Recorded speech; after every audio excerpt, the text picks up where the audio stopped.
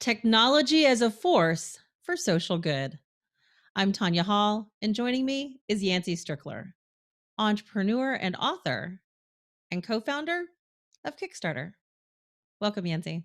Yeah, thanks for having me. So, for those of people who may not know who you are, they've certainly heard of Kickstarter before, hopefully. Give us a brief summary of your life journey and what brought you to founding Kickstarter. I grew up in Southwest Virginia on a farm, and always dreamed of the wider world. Um, and when I was 21, moved to New York City and became a music critic. And for about 10 years, wrote record reviews for bands for the Village Voice, Spin, Pitchfork, places like that.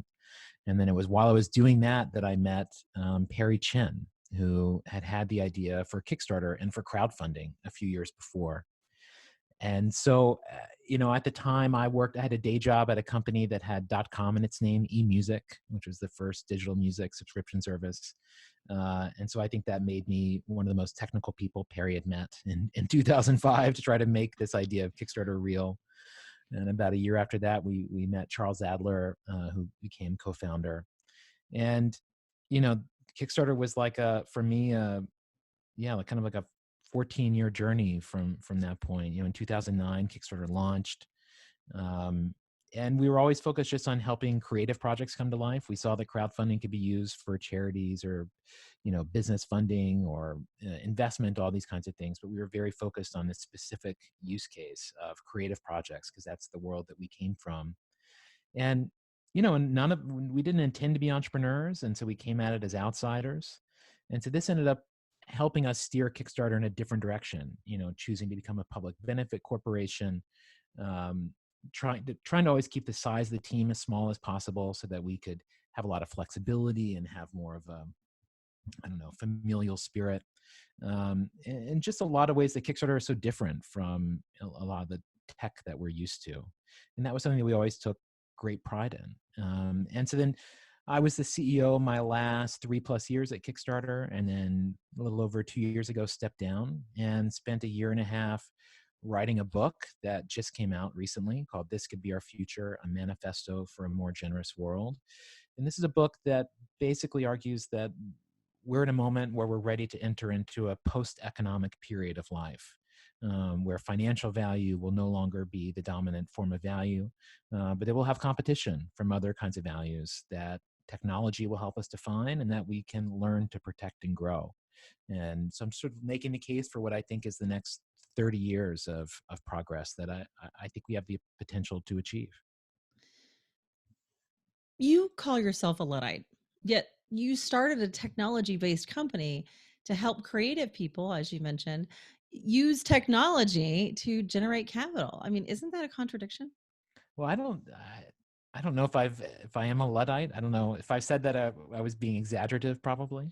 Um, I mean, I think I have an interesting mix of being both progressive and conservative, in the sense that like I root for certain kinds of change, but I also really uh, I try to respect why things are the way we are. Also, like there's a push and pull of change that I feel like I can see both sides of, and I try to view compassionately and empathically. Technology. I'm still like I'm very optimistic about technology. Like the internet, the promise of the internet was that we could explore all these different models of human interaction and different ways that businesses could run, how we organize, all these sorts of things. A lot of that has been very true. But when it comes to like business models and what we think a corporate internet entity should be, we've settled really quickly on there being just one model of like the ad driven data extracting, platforms. And we seem to settle on that as the model really quickly. And I look at Kickstarter as example of the more utopian and idealistic internet of like, what can we do if we really open it up? What can we do if we make things more egalitarian? And the internet still absolutely has that potential.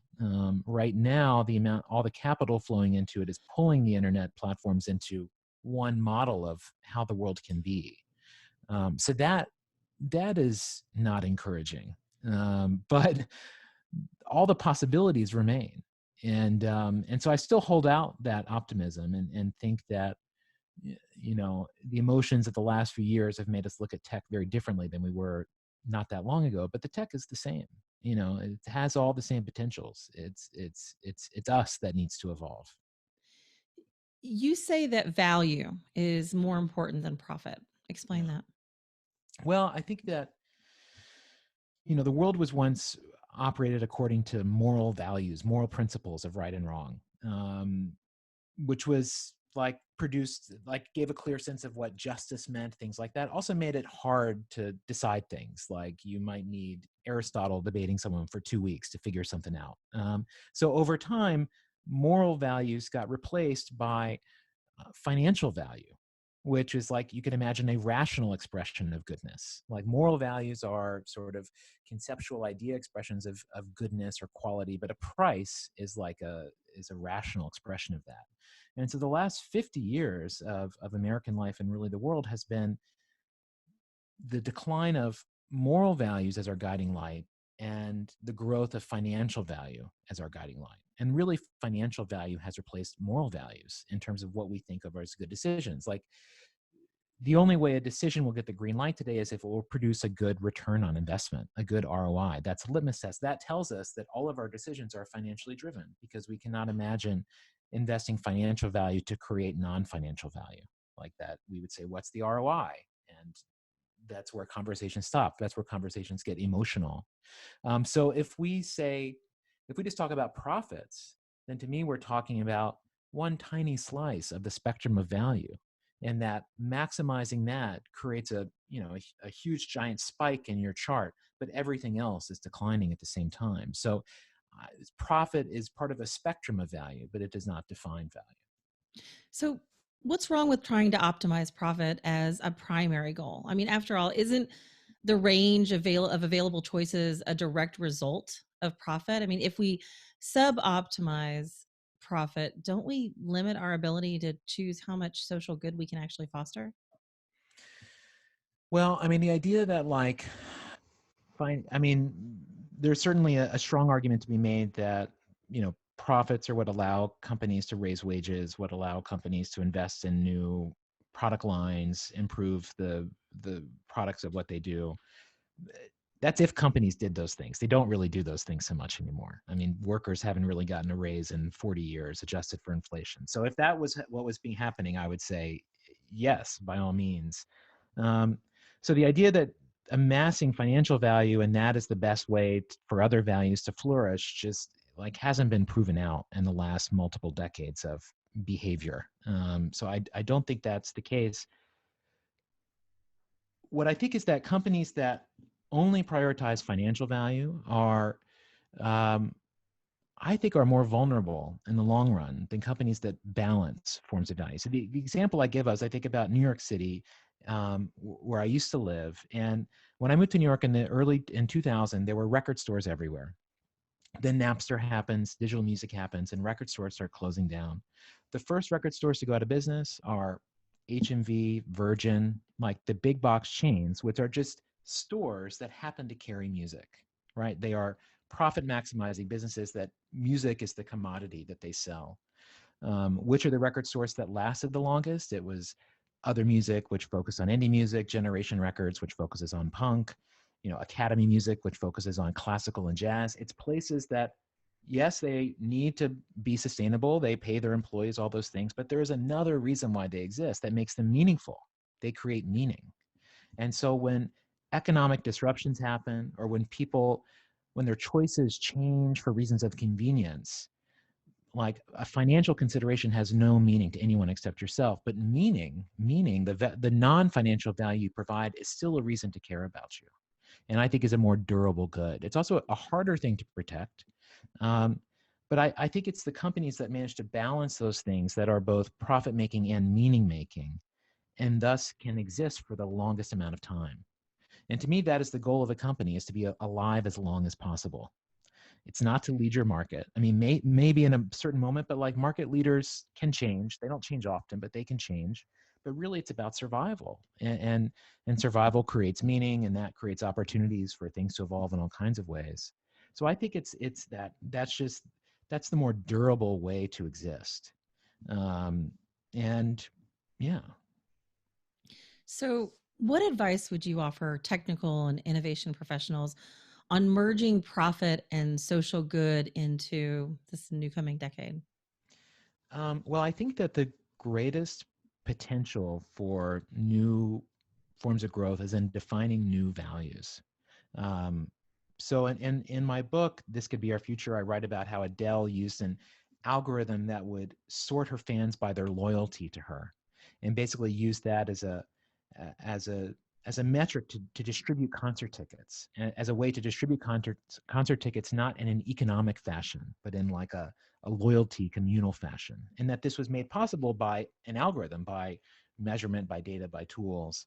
And I think that that is a sign of where things are going to go, which is to imagine new forms of value that we are protecting, that we're optimizing for, that we're defining, that we're expanding our dashboard from just financial value to probably limit of CO2 emissions, probably something representing the social cohesiveness we feel, probably something relating to whether people feel they have purpose in their lives, but trying to define and tease out what those things are, and teach your own company, teach organizations, teach society at large what it means to work towards those things.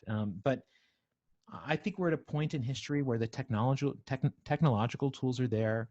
There's enough crises of capitalism happening at this moment that we don't know how to sort of traditionally price in things like climate, rising suicide rates, the decline of life expectancy in the United States. Like, capitalism's not solving those things, right? Not profit, making as much money as possible is not solving those things. This is the best stock market year ever, and suicides are up, right? So it's like, what metric are we supposed to pay attention to? And so I think for talented technologists, I think it's about not using your skills to help an existing financial maximizing company to cement their market position. It's to create entirely new frontiers of value, and to think about the person sitting in your chair a generation from now, and to imagine how you can make it possible for it to be less difficult for them to make a good decision that has a wider view of value. Like, it's not going to be easy. It's not going to be easy, but can we make it less difficult